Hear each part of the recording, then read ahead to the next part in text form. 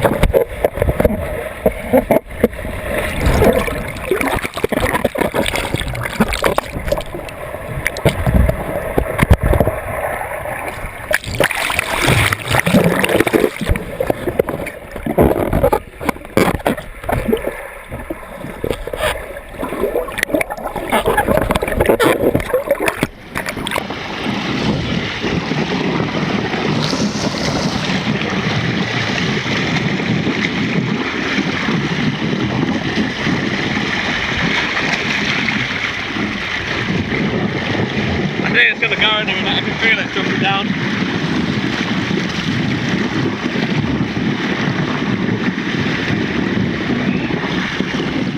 Ligtas naman na nakaahon ang abnormal na lalaki at kasalukuyang ine-enjoy ang maraming view sa pag-upload niya ng bidyong ito. Salamat sa inyong pagtangkilik, mangyaring mag-subscribe at sumuporta sa aking channel. Salamat at mabuhay!